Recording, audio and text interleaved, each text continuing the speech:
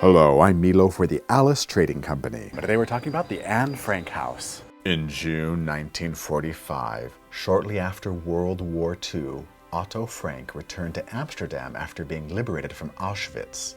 He knew that his wife had been killed in a concentration camp, but had held out hope for his two daughters, Margot and Anne. He shortly learned that they too had died, Anne only a month before her camp was liberated. Upon learning of his daughters' deaths, a secretary and woman who had helped his family hide in their offices on Prinsengracht gave Otto the journal and papers Anne had written on as her personal diary. Believing her story should be told, he found a publisher, and Anne Frank's diary has since become an international sensation. In the 60s, he worked to reclaim the house and annex that were his company's offices and turned them into a museum in his fight against discrimination and prejudice.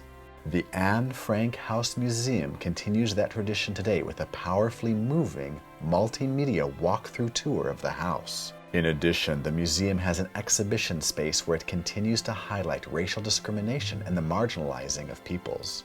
A tour of the Anne Frank House Museum should be a rite of passage for anyone, putting into perspective a powerful personal story and how it affects us all. The museum is popular, but the wait is well worth the reward of peeking into the lives of those whose stories played out inside.